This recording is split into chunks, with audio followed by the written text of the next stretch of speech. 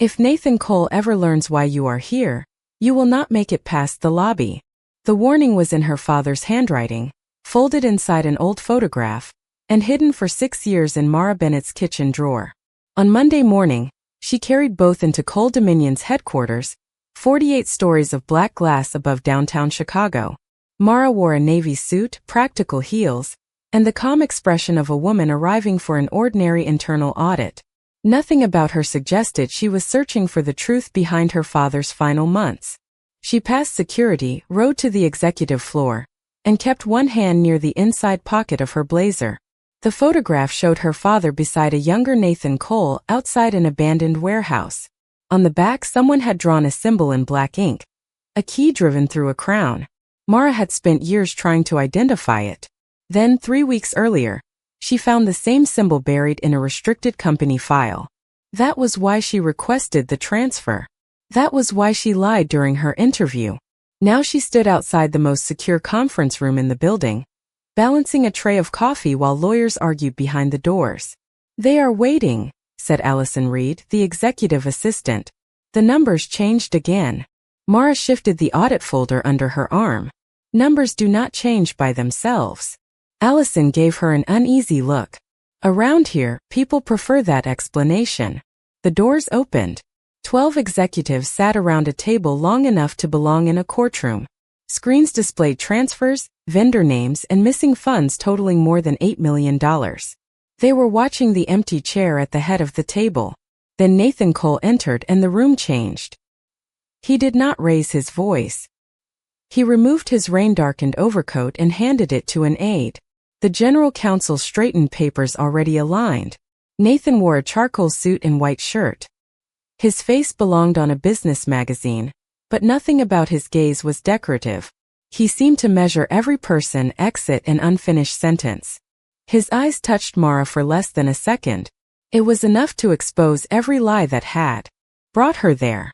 "Begin again," he said. The chief financial officer cleared his throat.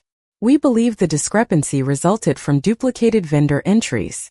"You believed that yesterday." Nathan took his seat. "What do you know today?" The question landed harder than anger. Mara moved around the table, setting down coffee while executives offered explanations without answers. Nathan interrupted only to ask for dates. When Mara reached his chair, someone behind her pushed back too quickly. The chair caught her heel. The tray tilted. One cup slid and spilled across Nathan's right cuff and jacket. The room fell silent enough for Mara to hear rain tapping the glass. "I am sorry," she said, setting down the tray. Nathan studied the stain spreading over his sleeve. He did not look angry. Somehow that was worse. "Your name?" "Mara Bennett. Internal audit." His eyes lifted. "Bennett." He repeated it as if the name belonged to a file he had once closed. Mara reached for napkins. The coffee was not very hot. "That is not what concerns me." He removed his jacket and unfastened his cuff. As he rolled back the wet fabric, a black mark appeared on the inside of his wrist. A key. A crown. The exact symbol from the photograph. Mara stopped breathing for one careless second. Nathan saw it. His gaze moved from her face to the napkin frozen in her hand. Around them, the executives pretended not to stare. An older man near the window lowered his eyes when the tattoo appeared. Not curiosity. Recognition. Nathan covered the mark with his palm. "Have you seen this before, Miss Bennett?" Her father's warning seemed to burn inside her pocket. She forced herself to wipe coffee from the table. No. Nathan watched her with a stillness that left the lie exposed between them. "No. It is unusual. I was surprised. You looked familiar with it. Then I looked wrong." Something shifted in his expression. Not amusement. Interest. He rolled his sleeve down and fastened the cuff. "Leave the audit report." Mara placed the folder beside him. "The findings are incomplete. So is the story everyone in this room is telling me." His gaze stayed on her.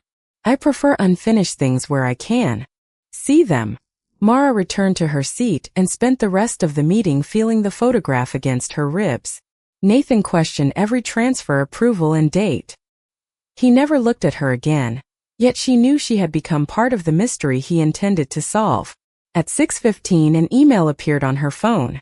Effective immediately, Mara Bennett was reassigned to the Executive Special Audit Unit, reporting directly to the chief executive. She read it twice, then walked toward the elevators with the cold clarity of someone hearing a lock close. The doors opened. Nathan stood alone inside, his sleeves neat again, the mark hidden. Mara stepped in because refusing would reveal too much. The doors slid shut. "Tomorrow," he said, watching the floor numbers descend. "You work for me." Mara kept her eyes forward. That was not a request. No, the elevator passed the 39th floor. "And Miss Bennett?" She turned. His voice remained quiet. "The next time you lie to me, do not look at my hand first." At 7:15 the next morning, Mara found a new security badge waiting at the front desk with her name beneath the words Executive Access. The guard handed it over without smiling. 47th floor. "Nathan Cole is expecting you." Mara had slept less than 3 hours. She had spent most of the night wondering whether Nathan had brought her closer because he suspected the truth or because he already knew it. The elevator opened onto a silent floor divided by frosted glass. At the far end, Chicago lay beneath a gray sky. Nathan stood beside the windows with a tablet in one hand. His jacket was off, but both cuffs were buttoned. "You are early," he said. "You told me to report at 8. It is 7:15. I wanted time to learn the floor. There is nothing here you can learn without permission." Mara set her bag beside the empty desk outside his office. "Then I came early to ask permission." Nathan placed the tablet on the desk. 32 vendor accounts filled the screen. "Tell me which one does not belong." Mara scrolled through the names. One company had been incorporated in Delaware 11 weeks before receiving $2,400,000. Northstar Strategic Holdings, she said. No employees, no operating history, and an address shared with hundreds of companies. That took 20 seconds. It was designed to be found. His expression sharpened. "Explain." Someone wanted the payment to look suspicious once an auditor reached it. The obvious mistake is probably hiding a quieter one. Nathan opened his office door. "Bring the tablet." Inside, there were no family photographs, awards, or souvenirs. Only a black desk, 2 chairs, and a wall of glass. The room looked temporary, as if Nathan had never believed he would remain anywhere for long. He gave Mara access to a restricted ledger and told her to trace every payment connected to Northstar. At noon, a legal advisor entered and recommended closing 2 regional offices. Nathan approved the closures, then called Human Resources and ordered every affected position protected for 90 days while transfers were arranged. Mara watched him end the call. That was not in the recommendation. No. Then why do it? Recommendations are written by people who do not have to look at the consequences. It was the first answer that made him sound human, and she distrusted it immediately. By mid-afternoon, Mara found transfers routed through Northstar and 3 smaller vendors. The amounts were uneven, but the approval times followed a pattern. Every payment had been authorized within 7 minutes of a private calendar block, marked C7. "Who is C7? She asked. Nathan closed his file. "Where did you see that?" "Approval metadata." "You were not given calendar access." "I did not need it. The timestamps were embedded in the export." He stopped beside her desk, close enough to remind her that he controlled the floor. "C7 is not a person," he said. "It is a meeting." "With whom?" "That is what you are here to determine." Mara looked up. "You already know more than you are telling me." "So do you." His eyes dropped briefly to the inside pocket where she had hidden the photograph. "Did you search my belongings?" she asked. "No."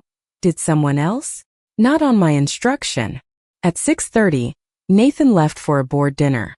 Mara waited until his elevator departed, then searched the employee archive for her father. Thomas Bennett appeared in 16 files. 12 were restricted. One record showed that he had served as an outside financial advisor to Coal Dominion for 9 years. His final review was sealed. Mara copied the file number and logged out. When she reached her apartment 40 minutes later, the hallway light was off. Her door was closed, but the strip of clear tape she had placed along the frame that morning was broken. Mara did not enter. She stepped toward the stairwell as her phone rang. Nathan Cole. Where are you? He asked. Outside my apartment. Do not go inside. How do you know? Corporate security received a tamper alert from your company laptop 12 minutes ago. You monitor my laptop? Eli's team monitors every company device with executive access. That does not make me feel better. It was not intended to. Nathan arrived with Eli Warren, his security director. Corporate security had received a tamper alert from Mara's company laptop 12 minutes earlier. Eli instructed the building manager to preserve the hallway camera footage, and a Chicago Police Department officer documented the entry before anyone searched the rooms. Nothing appeared damaged. Her laptop remained on the kitchen counter.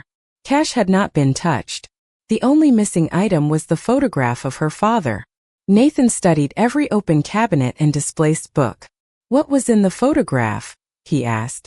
A man I knew. And another man you did not want me to know you recognized. Mara said nothing. Nathan looked at Eli. Prepare the lakeshore apartment. I am not moving into one of your properties, Mara said. Someone entered your home without taking anything valuable. They took something valuable to me. That makes the point stronger. You do not decide where I sleep. Nathan held the door open. Tonight, neither do you. The apartment overlooking Lake Michigan was quiet and impersonal. After Eli left, Mara opened the company tablet assigned to her and entered the file number she had copied from the archive. Her earlier request had finished processing. The system still denied access to the sealed review, but the audit index displayed its document history and executive authorization. Thomas Bennett. Termination approved. Effective immediately. Reason sealed by executive order. At the bottom was a digital signature dated 3 days before her father died. Nathan Alexander Cole. Mara raised her eyes. Nathan was watching her from across the room, and for the first time, he looked like a man who had been waiting for a locked door to open and feared what stood behind it. You signed it, Mara said, and the words felt colder than the windows behind her. Nathan did not look at the tablet. I did. Beyond the glass, Lake Michigan had disappeared into darkness, leaving only the reflection of two people standing on opposite sides of a room neither of them trusted. Mara held the screen toward him. 3 days before my father died, you ended his contract and sealed the reason. Then someone entered my apartment and stole the only photograph connecting him to you. Nathan remained still. The photograph showed us outside a warehouse on South Halsted Street. Mara had expected denial. His certainty unsettled her more. You knew about it.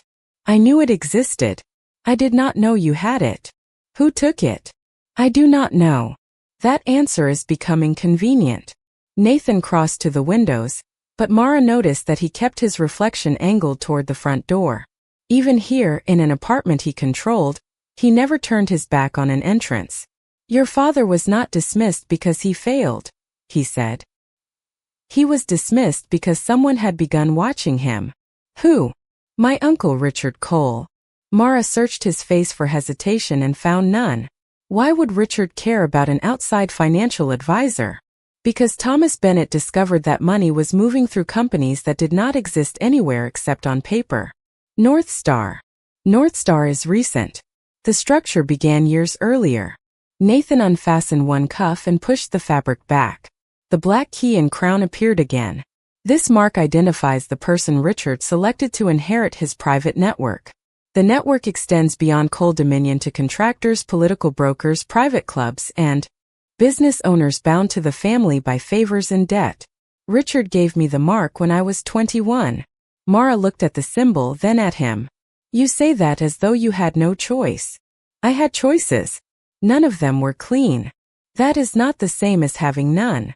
His eyes met hers. No, it is not. The admission interrupted her anger. Nathan did not ask for sympathy. He did not blame his childhood, his family, or fear. He simply stood beneath the city lights and accepted the weight of what he had said. Mara placed the tablet on the table. What did my father do for you? He helped me identify the companies Richard used to hide control of Cole Dominion assets. He believed we could separate the legitimate business from the people exploiting it. We. Your father and I. Then why was I never told? Because he wanted you outside it. Nathan moved to a cabinet and removed a thin paper folder. He talked about you often. You had just started graduate school. You were considering public accounting because you thought government work would be too slow. Mara remembered that conversation. It had happened at her father's kitchen table over takeout containers and unpaid bills. She had never told anyone else. You read his personal files. He told me. Nathan placed the folder between them. Her father's name was typed across the front. Mara did not open it. What happened after you fired him? The termination was staged. Publicly, he left the company angry. Privately, he continued working from a location Richard did not know about. The warehouse in the photograph. Yes. And 3 days later he died. Nathan's voice lowered. The location was compromised. Mara felt the room narrow around that sentence. By whom? I have spent 6 years trying to answer that. You expect me to believe you have every resource in Chicago and still could not find out?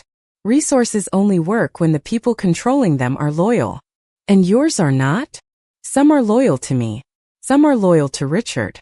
Some are loyal to whichever man they believe will still have power tomorrow. Mara looked toward the hallway where Eli had disappeared earlier. Which kind is Eli? The kind who paid too high a price to change sides. That is not an answer. It is the only one I will give tonight. She opened the folder. Inside were copies of financial charts, meeting dates, and handwritten notes in her father's precise block lettering. Several pages referenced a sequence called Crown 7, C7, the same code hidden in the payment approvals. On the final page, her father had written a single sentence. The heir is not the king, but he may become one if no one stops him. Mara read it twice. Was he talking about you? Probably. Did he trust you? Nathan looked at the sentence. Not completely. Did you trust him? More than I trusted anyone in my family. The answer carried no warmth. It sounded like a fact carved into something permanent. Mara turned to the first page. Why give this to me now? Because whoever entered your apartment already knows you have begun searching. Keeping you uninformed will not protect you. So now you want my help. I wanted your help before the coffee touched my sleeve. Mara stared at him. You arranged my transfer before the meeting? I approved your application to internal audit 6 weeks ago. You knew who I was. I recognized your name immediately. And you let me walk into that room without saying anything. I needed to know why you came. Mara closed the folder. You used me as a test. Yes. And the tattoo? That was an accident. The first honest accident since I entered your company. For the first time, something almost human crossed his expression, then vanished. A soft chime sounded from the tablet.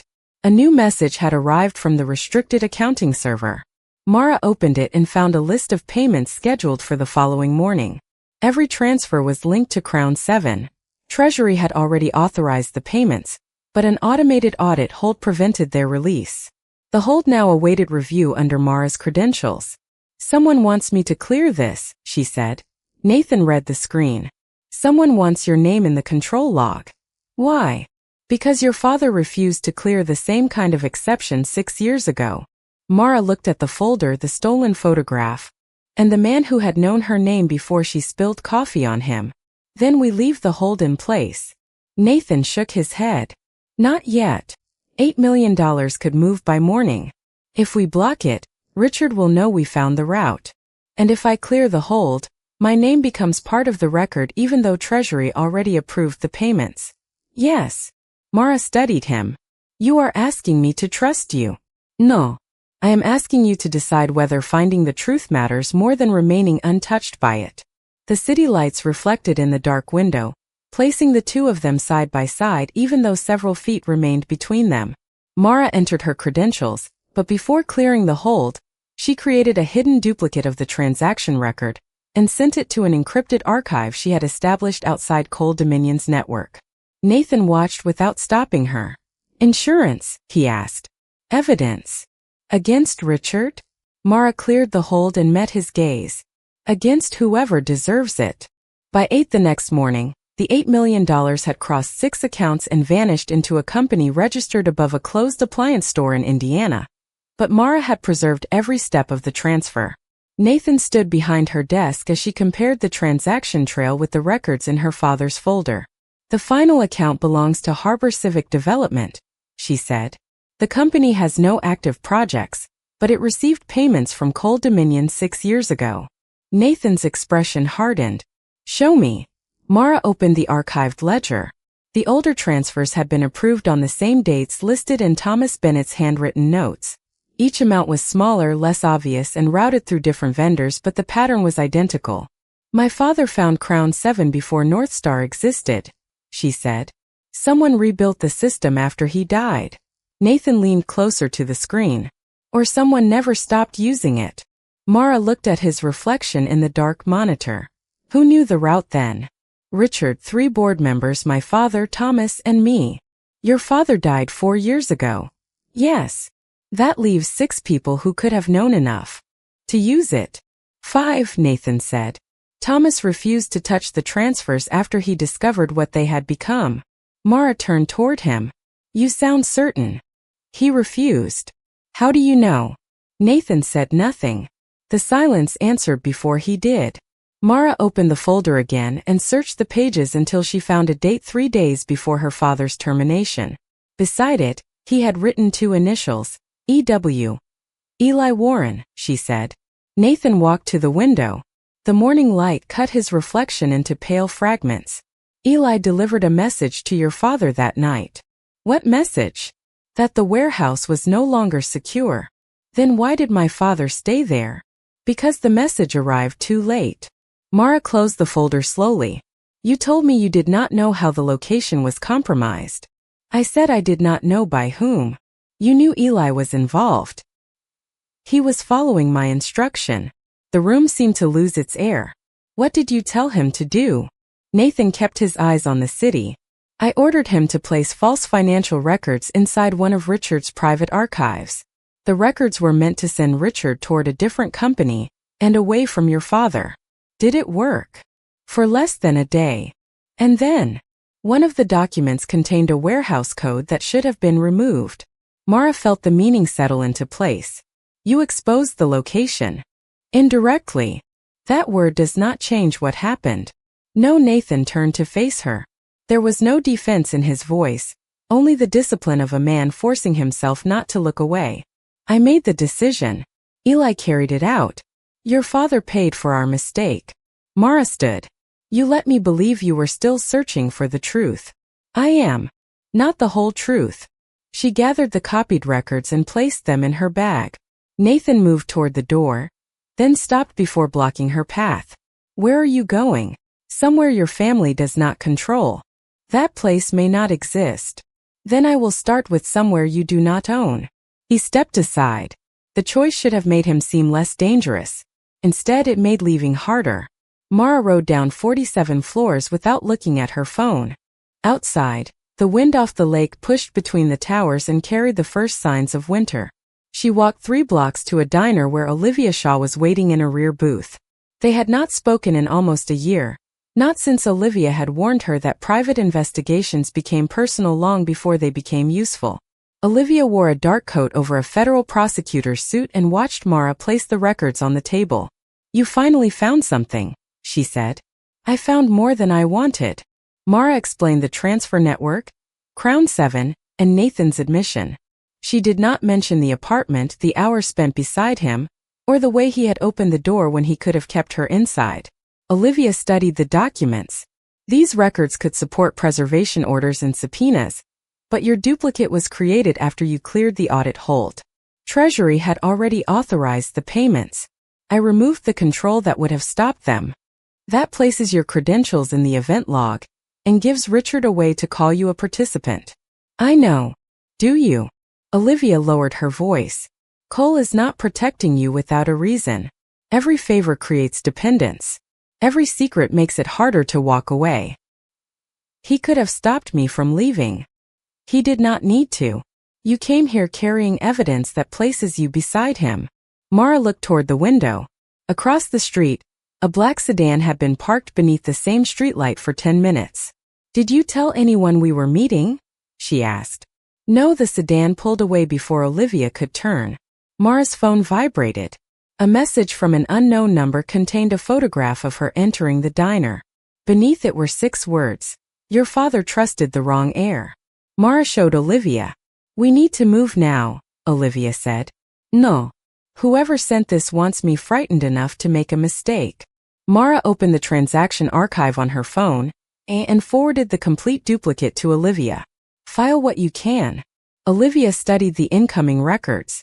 I can seek emergency preservation orders and prepare a sealed warrant application, but I will need independent confirmation from the original archive. Then, prepare it. What are you going to do? Find out who knew I would be here. Mara returned to Cole Dominion not because she trusted Nathan, but because the truth could no longer remain his property. Her executive badge no longer opened the 47th floor. She called Allison Reed from Legal Affairs. Allison opened the secured fire door from the executive side before the new restrictions had reached her access list.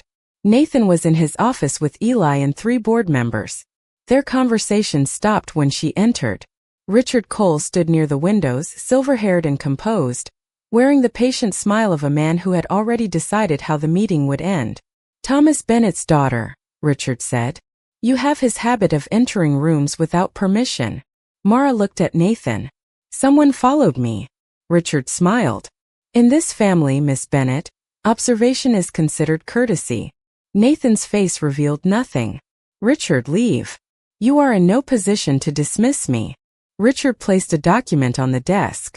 It was a formal motion removing Nathan from control of the internal audit and transferring Mara's investigation to the board. Her name appeared beneath a list of suspected participants in unauthorized financial activity. Richard turned toward her. You cleared the control on $8 million in questionable transfers. Nathan gave the order. By noon, the board will call that cooperation. Mara looked at Nathan, waiting for denial. He remained silent. Then she noticed his right cuff. It was unbuttoned, the tattoo partly visible, not concealed but deliberately exposed. The same signal her father had described as a warning and a key. Nathan met her eyes. Give Richard the duplicate, he said. Mara understood at once. He knew she had sent it elsewhere. Richard did not. She removed a flash drive from her bag and placed it on the desk. Richard picked it up with quiet satisfaction. Your father also believed evidence could save him. Mara held his gaze. Maybe he gave it to the wrong person. Richard left with the board members. Eli followed, closing the door behind him. Mara waited until they were alone. You knew he would come. Yes. You used my audit clearance to force him into the open. Yes. And now he believes he has the only copy. Does he? Mara thought of Olivia and the federal files that would soon begin moving through offices Richard could not command. No, Nathan buttoned his cuff. Then for the first time in 6 years, he is acting on information we control. Mara stepped closer to the desk. You still concealed your role in my father's death. I concealed my guilt, not my role. There is no difference to me. There should not be.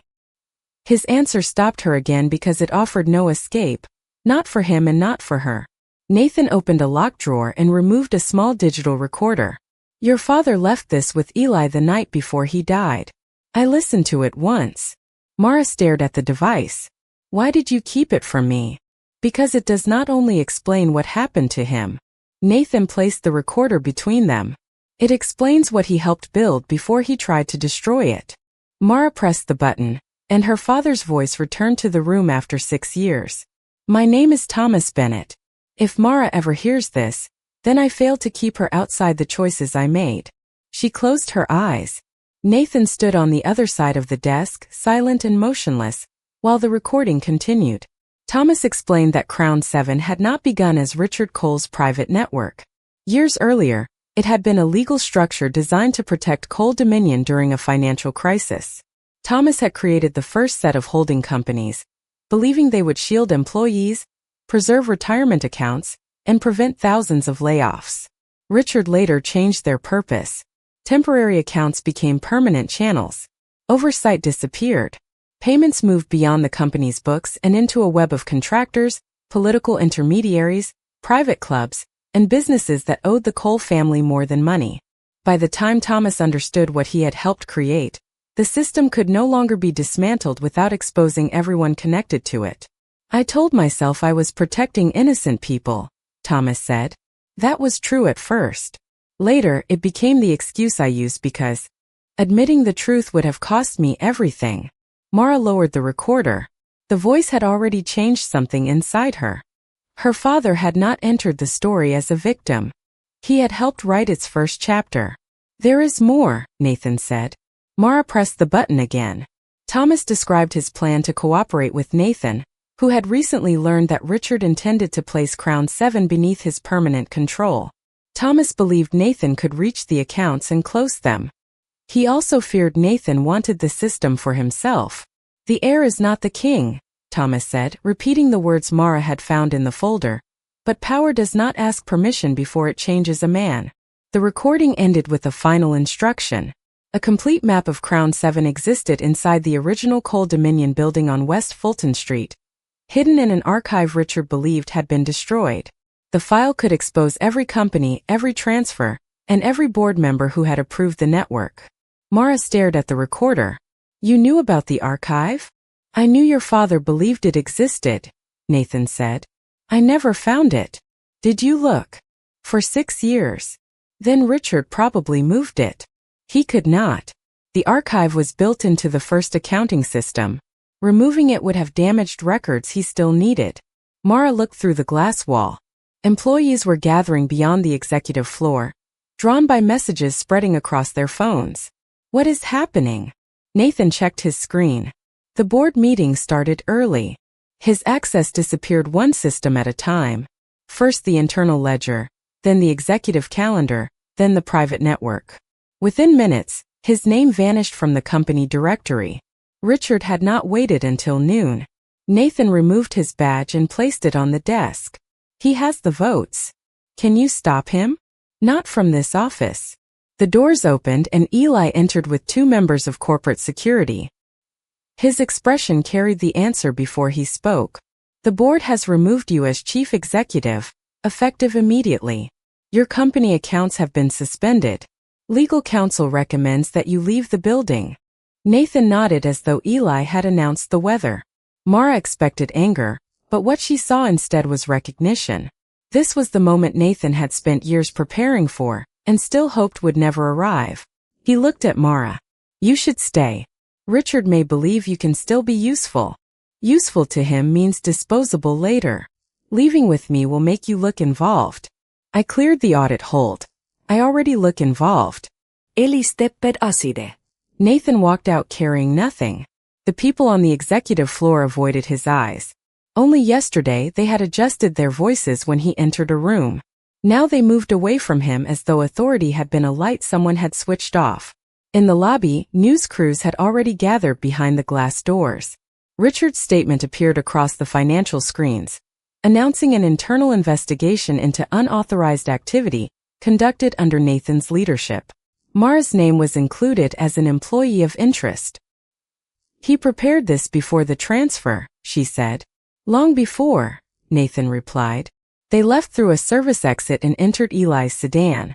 Nathan sat in the back without a phone, security detail, or executive access. For the first time, Mara saw how much of his power had belonged to systems that could be taken away in minutes. Where are we going? She asked. West Fulton Street. Eli glanced at Nathan in the mirror. Richard will expect that. Yes, Nathan said. That is why he will be watching the airports, the private terminals, and my known properties. He believes I will run. Mara studied him. And you are counting on his certainty. Certainty makes powerful people careless. The original coal building stood 5 stories high between renovated warehouses and new apartment towers. Its brick exterior was darkened by decades of Chicago winters. A metal sign above the entrance still carried the faded Coal Dominion name. Eli unlocked a side door, and they entered an abandoned lobby where dust covered the reception desk. An old security panel blinked awake above the entrance. That signal will reach corporate security, Eli said. Nathan looked toward the dark stairwell. Then Richard will know. We came. The electricity still worked in part of the building. Emergency lights cast pale circles along the hall. They found the old accounting department on the 3rd floor. Rows of empty desks faced filing cabinets that had not been opened in years. Mara followed the numbering system from her father's notes until she reached cabinet C7. It was empty. Nathan examined the wall behind it. The cabinet is newer than the others. Eli helped move it aside, revealing a narrow metal panel. Mara entered her father's employee number into the keypad. Nothing happened. She tried the date he joined Coal Dominion. The light remained red. Then she remembered the photograph. On the back, beneath the key and crown, her father had written a date that had never meant anything to her. She entered it. The panel unlocked. Inside was a small server drive and a sealed envelope addressed to Mara Bennett. Her hands trembled as she opened it. The letter contained only 3 sentences. Mara helped build the door. Nathan may hold the key, but never let him decide alone what should pass through it. Make him choose the truth when it costs him everything. Behind them, the hallway lights turned on one after another.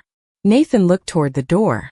A calm voice came from the far end of the corridor. Thomas always did place too much faith in moral instruction. Richard Cole stepped into view with 2 board attorneys beside him. He carried no anger, only the quiet confidence of a man arriving to collect property he believed had always belonged to him. "Give me the drive," he said, "and I will make certain both of you leave this building with your reputations intact." Mara held the archive against her chest. Nathan looked at Richard, then at the envelope in her hand. Everything he had lost that morning could be restored with one decision. "Do not listen to her father," Richard said. He regretted his choices because he lacked the courage to accept what they made possible. Nathan's cuff had come loose during the search. The black key and crown were visible beneath the fabric. He looked at the mark for a long moment, then unfastened the cuff completely.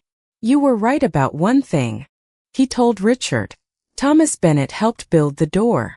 Nathan removed the archive drive from Mara's hand and placed it on the desk between them.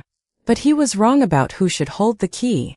Before Richard could reach for it, Nathan turned to Mara. "Send everything." Mara connected the drive to her laptop. Files opened across the screen, revealing years of hidden accounts, private approvals, and recorded instructions. Richard called corporate security and ordered the building network shut down. The wireless signal vanished, but Mara's laptop shifted to the secured cellular connection Olivia had arranged through federal agents after their meeting. She began transmitting the archive to Olivia's secure government account and 3 independent investigative desks. Richard's confidence finally disappeared. Nathan did not stop Mara, even as the last pieces of his family's empire left the building beyond his control.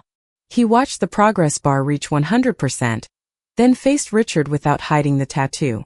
"Now," Nathan said, "it belongs to the truth." The files reached their destinations before Richard could cross the room. On Mara's screen, one confirmation followed another. Federal intake received, legal archive received, investigative desk received. The old building seemed to hold its breath around them. Richard looked at Nathan as though the man before him had become a stranger. "You have destroyed your inheritance," he said. Nathan's voice remained calm. "It was never mine. It was a debt with my name on it." Richard turned to Mara. "Your father understood that institutions survive because ordinary people accept necessary compromises." Mara folded the letter and placed it inside her coat. "My father spent his final years trying to correct the compromises he once called necessary. And what did correction bring him? The chance to leave the truth where someone else could finish what he started." Sirens sounded several blocks away, muted by brick walls and winter glass. Richard glanced toward the windows. For the first time, he seemed aware that the city outside no longer belonged to his decisions. Eli stepped into the hallway and made a call to Olivia. He spoke clearly, giving the address, the archive location, and the names of everyone present. The 2 board attorneys moved away from Richard. One removed a phone from his pocket and asked for independent counsel.